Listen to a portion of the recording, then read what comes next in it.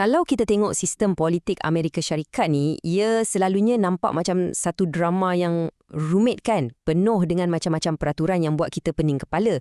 Pernah tak anda terfikir macam mana sebenarnya negara yang paling berkuasa di dunia ni ditadbir urus? Okey, dalam perkongsian kali ni kita akan cuba fahamkan enjin di sebalik pentadbiran AS. Kita akan tengok segalanya daripada cara seorang presiden tu dipilih sampailah macam mana satu idea boleh bertukar jadi undang-undang. Okey, ini dia pelan perjalanan kita. Mula-mula, kita akan tengok rangka asas kerajaan S, 3 cabang kuasanya. Lepas tu, kita akan cuba rungkai misteri College Electoral yang selalu jadi kontroversi tu. Kemudian, kita akan ikut macam mana sebuah rang undang-undang tu berjalan dari awal sampai akhir. Seterusnya, kita akan selami kuasa yang ada pada Mahkamah Agung. Dan akhir sekali, kita akan lihat apa jadi kalau jawatan paling berkuasa di dunia ni tiba-tiba kosong. Jom kita mulakan dengan yang paling asas.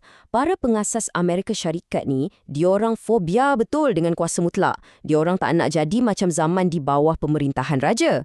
Jadi, untuk elakkan perkara tu, diorang cipta satu sistem yang boleh dikatakan bijak yang pecahkan kuasa kepada 3 cabang utama. Mari kita tengok.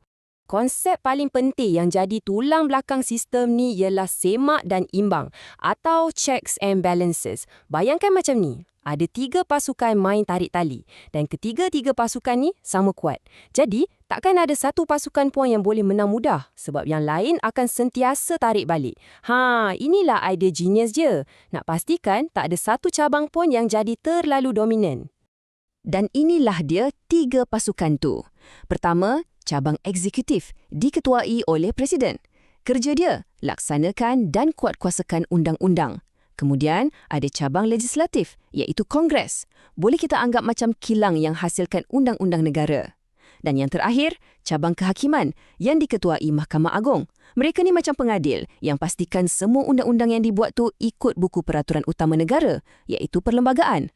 Okey, sekarang kita beralih ke salah satu benda yang paling pelik dan selalu jadi bahan debat dalam politik AS, cara mereka pilih presiden. Kalau anda fikir ia semudah satu orang, satu undi, lupakan sekejap. Sebab di Amerika, ceritanya tak macam tu. Selamat datang ke dunia College Electoral yang penuh misteri. Nah, ini dia soalan cepu mas yang buat ramai orang garu kepala. Macam mana boleh jadi seorang calon tu dapat berjuta-juta lebih undi daripada rakyat, tapi pada akhirnya dia tetap kalah? Jawapannya bukan terletak pada jumlah undi individu, tapi pada satu sistem aneh yang dicipta lebih 200 tahun lalu, iaitu College Electoral. Okey, ini cara permainannya. Pertama, setiap negeri dapat beberapa mata, kita panggil undi elektoral. Jumlahnya bergantung pada populasi negeri itu. Kedua, di hampir semua negeri ia pakai sistem sapu bersih atau winner takes all. Maksudnya, kalau anda menang undi popular di satu negeri itu, walaupun dengan beza satu undi je, anda bolot semua mata negeri itu. Dan yang ketiga, matlamat utama bukanlah untuk menang undi popular seluruh negara, tapi untuk kumpul 270 mata keramat ni. Jadi, yang paling penting untuk kita faham ialah perbezaan ni. Undi popular ialah undi daripada setiap orang, tapi ia lebih kurang macam satu pungutan suara gergasi yang tak rasmi. Pemenang sebenar ditentukan oleh undi elektoral, undi daripada wakil-wakil negeri. Inilah sebabnya, macam yang kita nampak pada pilihan raya tahun 2002 dan 2016, calon yang menang undi popular terpaksa terima hakikat yang dia kalah sebab dia gagal dalam permainan kumpul 270 undi elektoral ni. Ingat nombor ni, 270. Inilah nombor magic yang jadi igawan setiap kempen presiden. Disebabkan sistem ni, calon-calon tak akan buang masa dan duit kat negeri yang diorang dah confirm menang atau confirm kalah. Sebaliknya, semua tumpuan, iklan, lawatan, semuanya akan difokuskan kepada beberapa negeri atas pagar atau swing states. Sebab kemenangan di negeri-negeri inilah yang akan tentukan siapa yang dapat kunci ke Rumah Putih. Okey, kita dah tahu macam mana presiden dipilih. Sekarang, jom kita tengok pula macam mana satu idea mentah tu diproses dalam mesin perundangan yang kompleks di Kongres sebelum ia boleh jadi undang-undang yang terpakai untuk satu negara. Kongres AS ni ada 2 dewan dengan watak yang berbeza. Satu, Dewan Perwakilan, ada 435 ahli dan diorang kena hadap pilihan raya setiap 2 tahun. Jadi, diorang ni lebih peka dengan kehendak rakyat yang cepat berubah. Sebaliknya pula, Senat, ada 100 ahli je dan tempoh perkhidmatan diorang 6 tahun. Jadi, Senat ni direka untuk jadi lebih berfikiran jauh, macam break kecemasan kepada keputusan-keputusan Dewan Perwakilan yang mungkin terburu-buru. Perjalanan sebuah rang undang-undang ni sengaja dibuat susah, macam lalui laluan berhalangan. Mula-mula, ia diperkenalkan. Lepas tu, ia kena lalu kawasan Jerlos Jawatan Kuasa Khas, tempat di mana kebanyakan rang undang-undang terkubur. Kalau nasib baik, ia akan dibahaskan dan diundi. Proses yang sama berulang di Dewan yang satu lagi. Kalau ada beza antara dua version tu, kena selaraskan pula.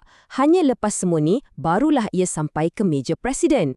Dan di sinilah kita nampak pertarungan kuasa yang sebenar. Presiden ada kuasa veto, macam senjata untuk matikan rang undang-undang yang dia tak suka. Tapi Kongres pun ada senjata nuklear mereka sendiri. Kalau mereka dapat sokongan padu, iaitu majoriti 2/3 di kedua-dua dewan, mereka boleh batalkan veto presiden tu. Ini menjadikan rang undang-undang tu sah walaupun tanpa tanda tangan presiden. Inilah contoh terbaik sistem semak dan imbang sedang berfungsi. Kita dah tengok cabang yang buat undang-undang dan yang laksanakannya. Sekarang, kita beralih kepada cabang yang boleh jadi paling berkuasa sekali walaupun ahlinya tak dipilih oleh rakyat. Inilah dia, Mahkamah Agung, pengadil terakhir undang-undang di Amerika. Cuba bayangkan, nasib undang-undang yang beri kesan pada lebih 330 juta rakyat Amerika terletak di tangan 9 orang ni sahaja. Hakim-hakim ni dicalonkan oleh Presiden, disahkan oleh Senat, tapi lepas tu diorang hampir tak boleh disentuh. Dengan lantikan seumur hidup, secara teorinya, mereka bebas daripada tekanan politik. Jadi, mereka boleh buat keputusan hanya berdasarkan tafsiran mereka terhadap undang-undang semata-mata. Kuasa paling hebat yang mereka ada ialah semakan kehakiman atau judicial review. Apa maksudnya? Maksudnya, Mahkamah Agung boleh tengok mana-mana undang-undang yang Kongres luluskan atau apa-apa tindakan yang Presiden buat dan kata, tak boleh, ini langgar perlembagaan.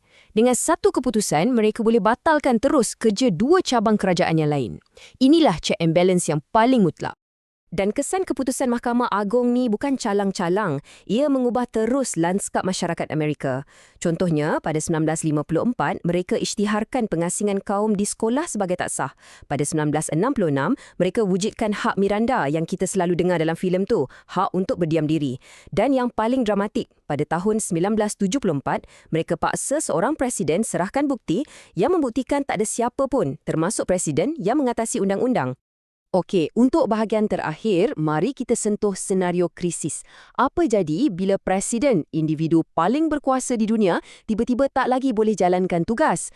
Perlembagaan AS dah sediakan beberapa plan kontingensi untuk situasi genting macam ni. Proses ni dipanggil impeachment atau pendakwaan. Ia macam satu perbicaraan dua peringkat. Peringkat pertama di Dewan Perwakilan. Diorang bertindak macam pendakwa raya, kumpul bukti dan undi sama ada nak dakwa presiden atau tidak. Kalau majoriti setuju, itu tak bermakna presiden dah dipecat. Ia cuma bermakna kes tu akan dibawa ke perbicaraan. Peringkat kedua berlaku di Senat yang jadi macam juri dan hakim. Hanya kalau 2/3 ahli Senat dapati presiden bersalah, barulah presiden akan disingkirkan daripada jawatan. Sejarah pun dah tunjuk betapa susahnya nak pecat seorang presiden. Walaupun ada beberapa presiden yang telah didakwa oleh Dewan Perwakilan, tak ada seorang pun yang pernah disabitkan kesalahan oleh Senat. Syarat majoriti 2/3 tu sengaja diletakkan sangat tinggi untuk elakkan proses ni jadi senjata politik semata-mata. Selain pemecatan, sistem ni juga bersedia untuk perkara yang tak dijangka. Ada satu garis pewarisan jawatan yang sangat jelas untuk pastikan tak ada kekosongan kuasa.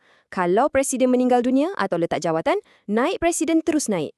Mungkin contoh paling jelas ialah bila Lyndon B. Johnson angkat sumpah dalam kapal terbang Air Force One hanya beberapa jam lepas Presiden John F. Kennedy dibunuh. Ia satu mesej kepada dunia yang kerajaan AS masih berjalan. Perancangan kesinambungan kerajaan ini sebenarnya lagi ekstrim. Cuba bayangkan masa ucapan State of the Union di mana hampir semua pemimpin tertinggi AS ada dalam satu bangunan. Jadi untuk langkah berjaga-jaga, wujudnya amalan designated survivor. Seorang ahli kabinet akan disorokkan di lokasi rahsia yang selamat, bersedia untuk ambil alih kalau terjadi malapetaka yang tak terbayang. Satu langkah yang cukup drastik kan? Jadi, bila kita dah tengok semua kepingan puzzle ni, kita kembali kepada soalan besar tadi. Adakah sistem semak dan imbang yang kompleks ni satu rekaan genius yang dah selamatkan AS daripada cengkaman diktator selama lebih 200 tahun?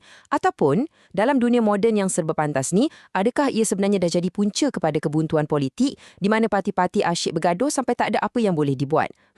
Jawapannya mungkin ada di tengah-tengah. Tapi, apa pula pendapat anda?